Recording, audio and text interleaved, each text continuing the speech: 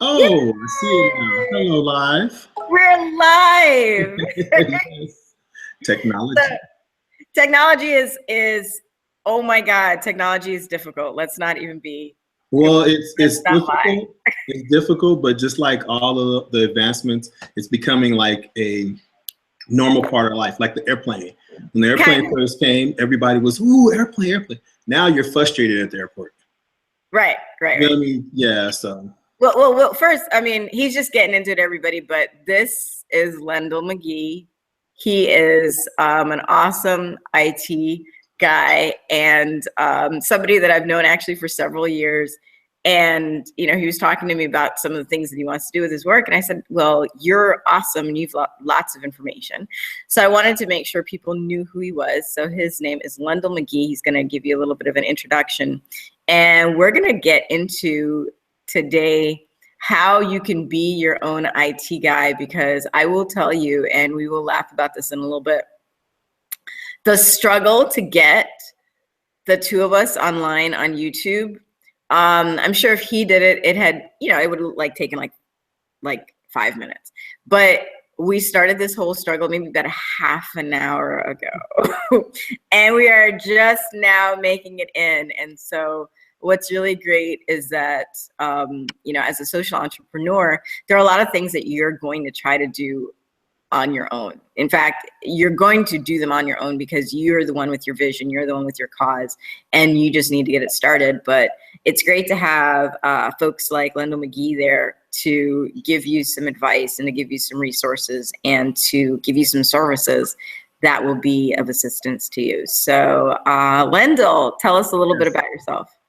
Well, I'm a little bit of a what they call a serial entrepreneur, but what I've had to do in the last 3 years is distill down things that I'm doing, and I've done things in the technology since 1997.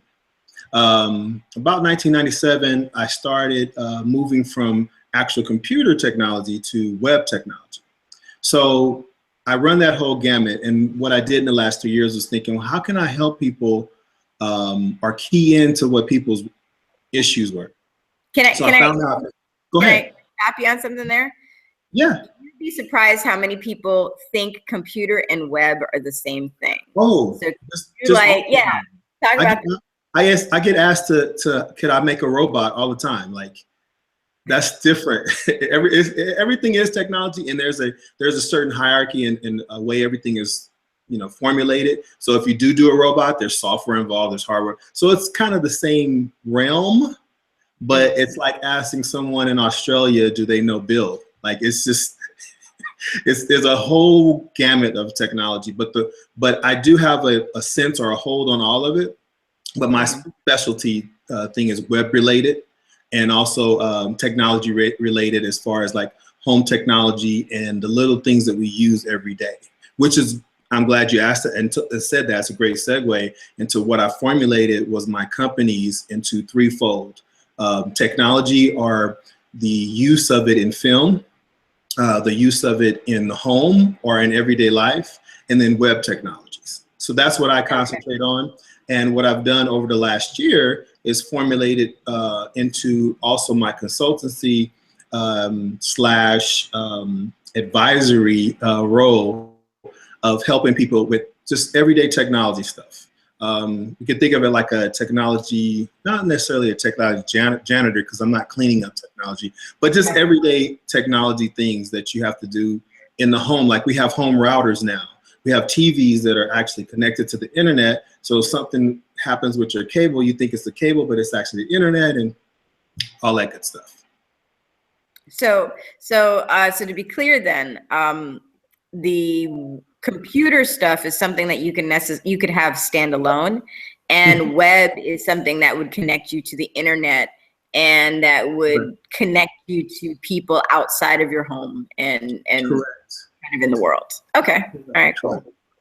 Yeah, businesses use the web. Of course, you can buy stuff online. They show their information online, but we also have an underlying part of the web that we don't even think about, that your TV is connected to the internet to get those on-demand shows. That's through the web. So it's a lot of overlay, But I try not to, when I help people, I don't go into those particulars because they just want the lights to work. They don't want to know how all the extra stuff. Now, some people do ask. And so that's my next venture, is to start giving tips and little different devices to have those entrepreneurs handle their own. Because when we're starting out, like you just said, we're everything. We're the IT man, we're the vice president, we're the sales guy, business development, we're everything. Until a certain point. And with that, I want to exclusively talk to entrepreneurs so that they can recognize at what point that you really need a tech guy, so that you can go on and do your, widgets and stuff like that, and what you're smart at, Yeah, and I think that's the thing that makes things overwhelming. So as a social entrepreneur, I know what problem I'm here to solve in the community. And for me, it's media, film, and getting people to tell a new story, and to tell a story that's vibrant and powerful, and positive. So that's great, and that's my expertise. But then when you approach the web and you approach the internet, as an entrepreneur that you're in the 21st century, you need to be on it. Right. But we don't know what we don't know. True. So, True. I think what would be great is to be able to have a conversation so that we get like the basic knowledge. I don't need to be jack of all trades, master of none, but I need to know that I'm not being taken advantage of. Like I've heard people talk so many times about, oh my God, I paid $5,000 to my web guy to put me on Google and to give me a website. Right. And still I only have 20 likes on my page. Right. And so talk to us about that. Like how I do web stuff, and this is because I started so early in web design and stuff like that. When I started, people had prices of, I'll do your web page, and each web page is $1,000. Well, I can do a site where the web page is long and it's just one page, or you could do a site with 5 pages. It was just run amok. So what I started doing was, if you come to me for a website or web presence or anything, when I give you the quote and everything, I actually also give you some education. So what you said before of you don't need to be an expert, what I do is kind of give you a map, and more exclusively to what you're trying to do. So if you're trying to sell jewelry, I give you a map on, okay, you need a website. If you're on Facebook, you need to be doing maybe these type of things. Yes, you need likes and engagement and stuff, but that's a different thing than trying to actually pay for Facebook advertising so that people can buy your jewelry. So it's different things you have to educate the business owner on, so that they know that they're getting closer to their solution. So if I charge you $5,000 and you buy it for $5,000, lacking or missing, it's more educated than, okay, it just doesn't work. Okay. So let's start from the beginning. In other words, matching the expectations to the outcome. Okay. So let's start from the beginning. I am a entrepreneur, and I need what? What are the let's say that I'm not Right. So let's give me a these are the 5 things that I should have, technology based or web based, that will give me a good start as an entrepreneur. Okay. Again, it depends on the industry, of course, but I would say the best 3 things. Of course, you need a website. Your website is like your calling card, your first thing that people see. And also, when I talk about technology, I marry it with actual real world stuff, meaning like your mission. So you need a website, but it needs to be what you want to convey to the world. It doesn't need to be what the designer wants to convey or the technology guy wants to convey. Okay. What you want to convey, right? So the other thing I think you really need a good handle of is your communications. So if you're doing Gmail or any kind of thing like that, try to marry it maybe with a Google Voice number, because starting out, you don't have an office, you don't have a dedicated line. So you can get a Google Voice number, and that voice number you can call from, You can get calls when your phone is off, you drop your phone in the lake, whatever. You can still get, so look into Google Voice or voice over IP type of phone situations. Nice. Okay, so you're saying number one, a website, but I like what you said about how it needs to be what your mission is about and not what your designer like put in their portfolio. Okay, cool. Correct. And then the second thing is communication. So you're talking about like, say, email address that is, you know, points to the website, a Google Voice number. Now that's interesting. So talk a little bit about Google Voice. So and then we'll get to Google a long time ago has this option to have a Google Voice number. Basically, it's a internet number that's not tied to any LAN thing. So what you do with this number, it ties to your cell phone or it ties to your, okay, perfect example. I have a business I'm starting and I have a business partner. Sometimes I have to go to work and I do dishes for a living. So there's no way I can handle the business while I'm doing dishes. Well, we get a main Google Voice number. While I'm available, that Google Voice number is pointing to my phone. I answer the phone. Yeah, we can be there at whatever time. Yeah, we can be there at whatever time. Okay, I got to go do dishes. Get online. You log into your Google Voice number and you change the phone to your partner. While you're doing dishes, the phone is going to your partner. Now your customers or potential customers are just calling one number and they wouldn't know the difference. Nice. So it's a way when you first starting that you don't have to outlay a lot of money, and it's not very technically demanding on you. It's just a voice number. It connects to your phone, and if you have no phone, you can go onto your Gmail and look at the voicemails because it's visual voicemail, or you can go on there and look at your text and stuff like that.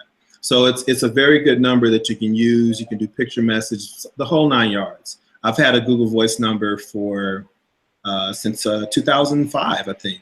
2000. Yeah.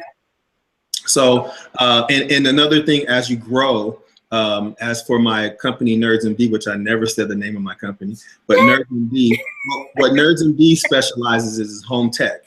So TV mounting, home automation, all that good stuff. I have a guy in Dallas that does some TVs. I have a guy in Miami, and I'm over in Vegas trying to get somebody going. So I have a Vegas Google Voice number, I have a Dallas Google Voice number, and I have a Miami Google Voice number. So those people call those numbers a local number, and it still comes to my phone or to my email or whatever I send it to.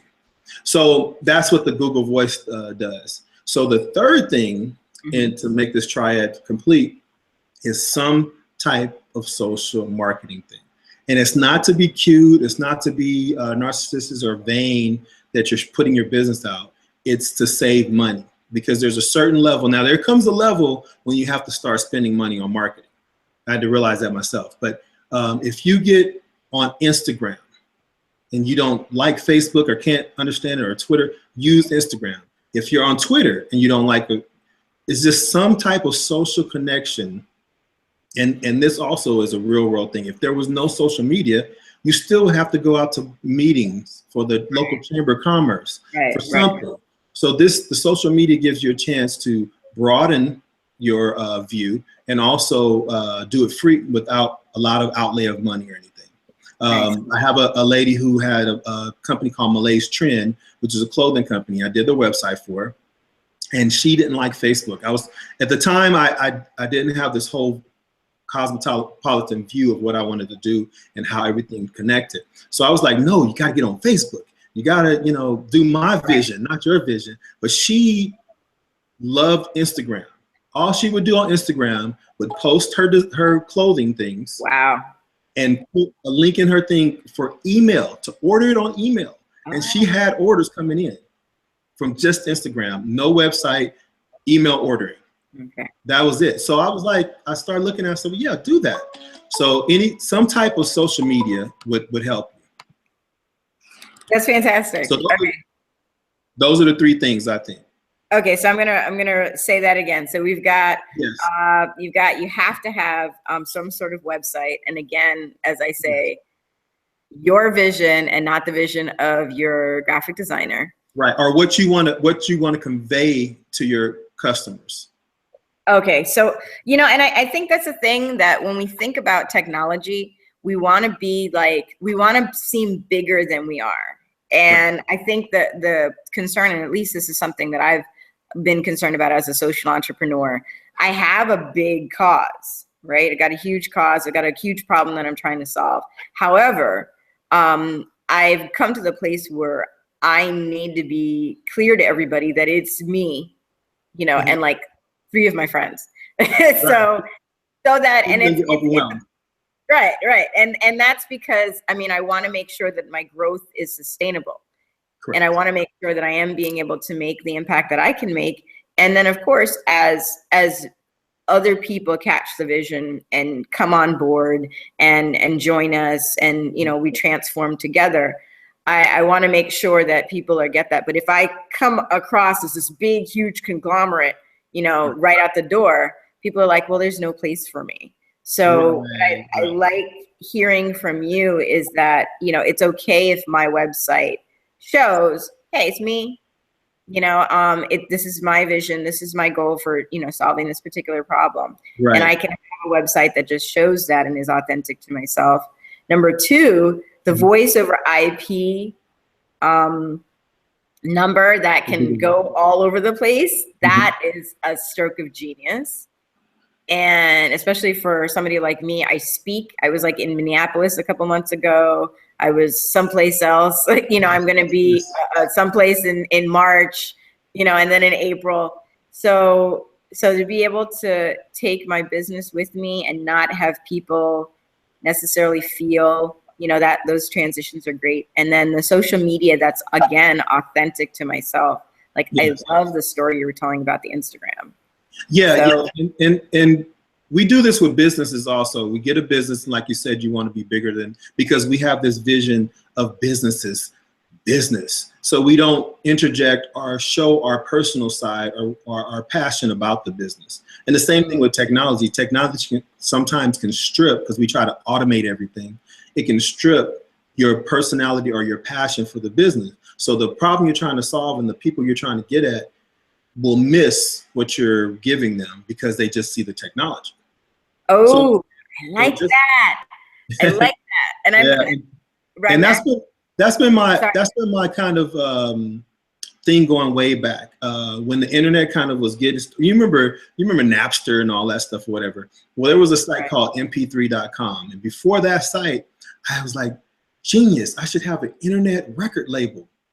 So I'm trying to put this internet label thing together, and I'm trying to like, okay, how can I get artists and all this stuff? Again, this is way before iTunes and all this, so younger people are not going to understand this. But what I tried to do was I tried to have virtual concerts so that people could listen to all the music in one place. And then it dawned on me that people don't want to be technology all the time. What you have to do is you have to have technology with a real life component, and then the real life component has to point to something that points you back to technology.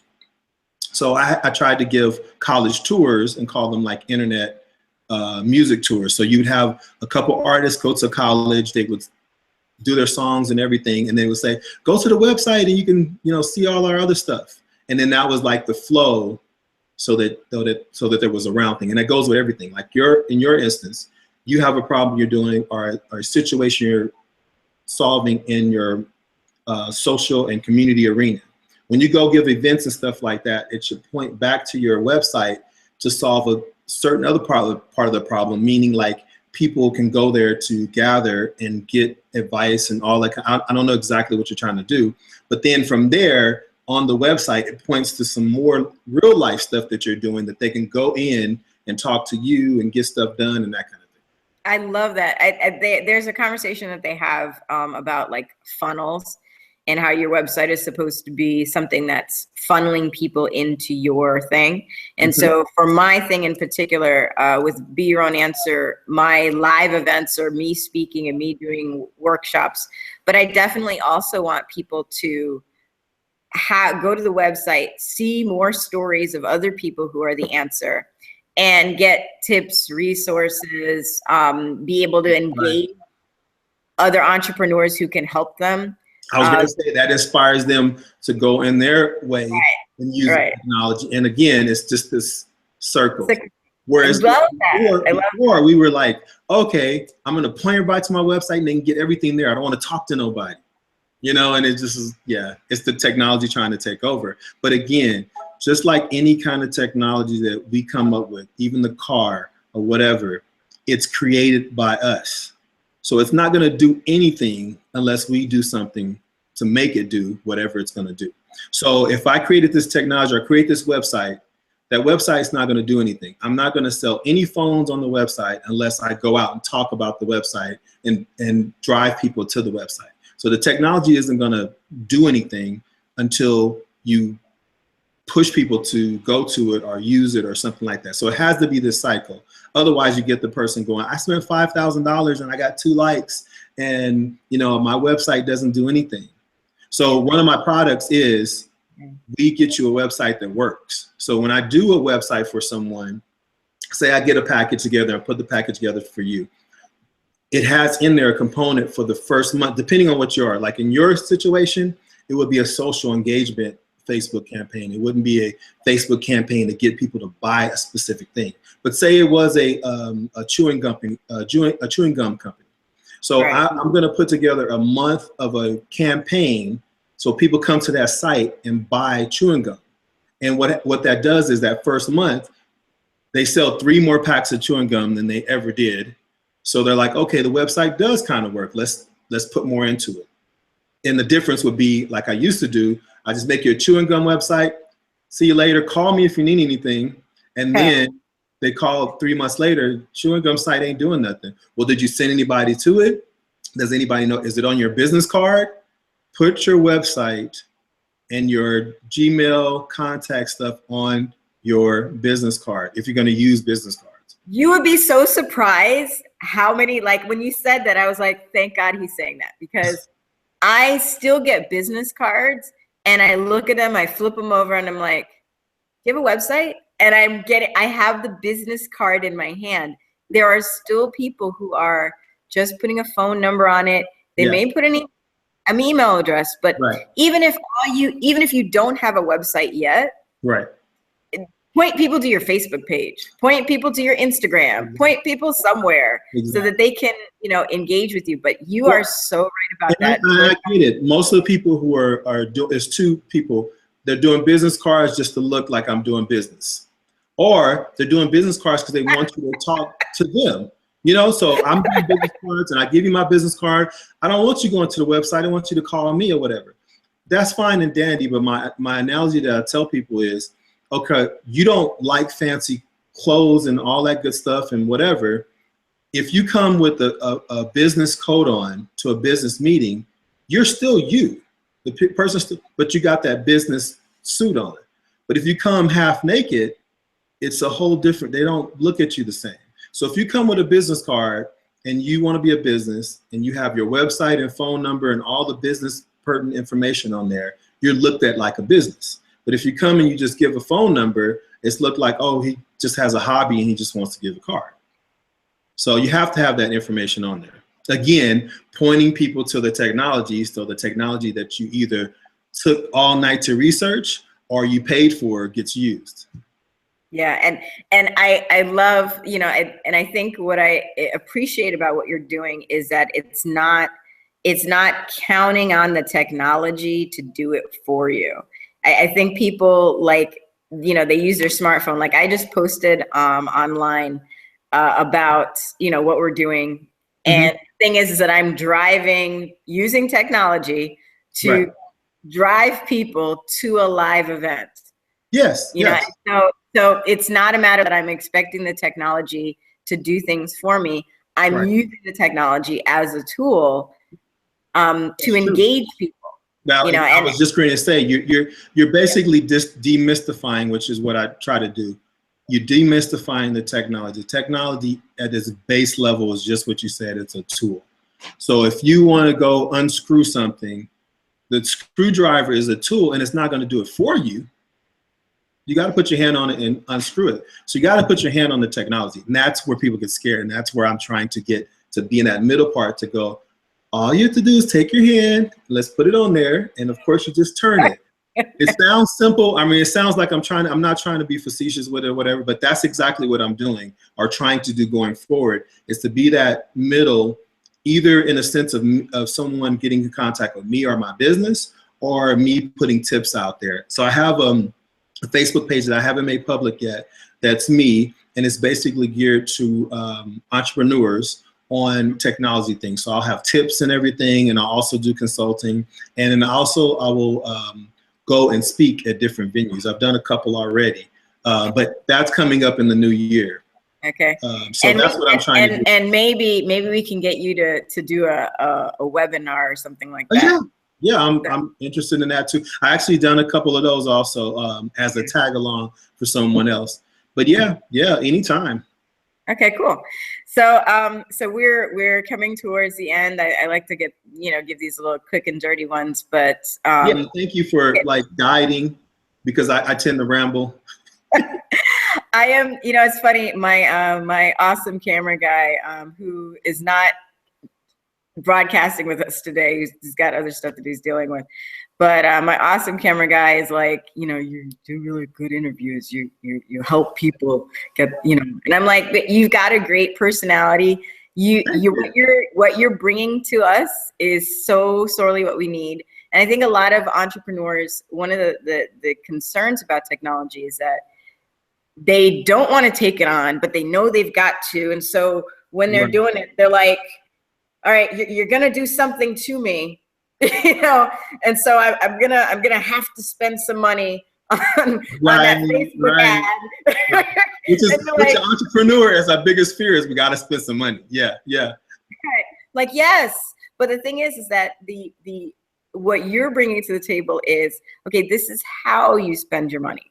And I think the issue is that we want to, and I'll own this as an entrepreneur. All I want to spend money on is developing workshops and bringing teen girls in to do camera work and traveling to other workshops. But here's the key, going more into business. The key is I got to make you know that technology is not a spend. We keep saying spend, it's an investment. So if yours is to bring girls in, but say you're trying to get a monetary thing back, I need to show you in technology what to put your money on that will make more money or that will solve that problem. Spending money is just going out to eat and talking about your business. That's spending money. So that's where we get scared. I know I own up to it. That's where we get scared. And I actually tighten the reins and like, I don't want to spend money on this marketing. But I'm not really spending money. I'm giving the money so that I can try to increase my visibility so that I can get more business. So we as new entrepreneurs have to start thinking more like the business, the higher business people who will spend $100,000 or invest $100,000 at a drop of a dime because they know it's a gamble, but they got a 75% chance they're going to make $300,000 or solve this, that, and that other problem that will get them to a higher level. Yeah, and I think that's the thing. Again, most of us, if we are willing to do the research, we will see where it is that we need to make the investment. Yeah. And technology is a no-brainer. You have to make the investment. It's not like, oh well, maybe I don't make the investment on technology. Technology, you've got to do it. The conversation is, how do I best spend my tech dollars so that it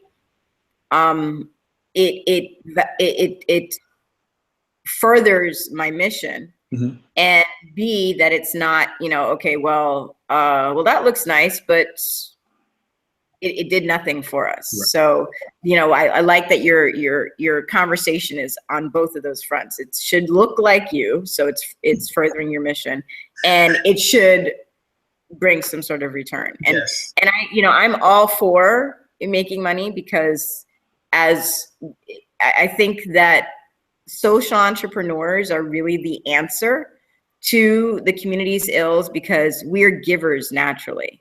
And if you give a giver money, the money is going to go, like, that's just what we do. Right. It's going to recycle. It's going to recycle. Exactly. It's going somewhere, and it's going to someplace good. So, the goal is to build sustainable businesses so that we can continue to be a force for good and a force for positive impact in the community. And as I get, I give, and everybody who knows me knows that that's just, my default. So I really appreciate your time, Lendell. What are the websites that people can visit you on? I have my company website, which is Nerds MD. It's NERDS, Nerds, and MD like a doctor. Short story is I wanted to be a doctor in a long lost life. And I said, forget this, I'm going to make myself a technology doctor. So nerdsmd.com, which it can be on Facebook, Instagram, LinkedIn, whatever. If you just look up Nerds MD, there I am. And then my web development company is Onyx Media Group. And our website is weareonyxmedia.com. Awesome. So we are onyxmedia.com and nerdsmd.com. They will be in the YouTube links so people can see them. They're also going to be on my webpage as well, beyouranswer.com. Go by my Facebook and all that and say, hey. I definitely engage. Yeah. Oh, yeah. Okay, so yeah, you have a Facebook page. I have a Facebook page. Your Facebook page is what? Nerds MD. Awesome. Okay, so thank you so much. The technology is hard, so I got to make everything really ezy. Thank you, and we appreciate Nerds MD. And here's the thing: I'm actually gonna put you on blast for like 5 seconds. So, I first met Lendell actually in film, and I will tell you, I am very grateful to you because when I first started out, I had my first large script.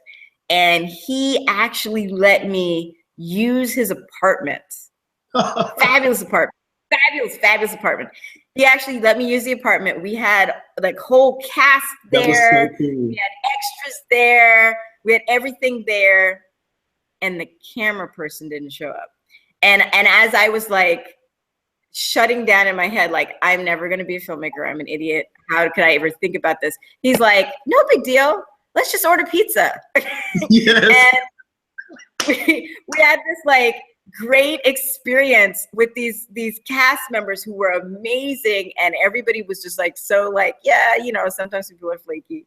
And you just like made me think, okay, well, bad experience, and so like we have to get through that. And so we did.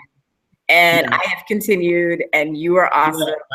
I was gonna punch in also, and that was a great experience. Film, we didn't even talk about technology film, but film is like organized confusion. So technology just helps that anyway. But I was telling you that I've seen all the stuff that you've been doing, and it really inspires me. And I love you. I love your girls program, and I'm trying to. Been trying to formulate a boys type of thing in technology, and probably technology in film, because I was trying to do this workshop on doing short films for youngsters. So I want to do something boys, the same type of program like you have for girls, but more technology.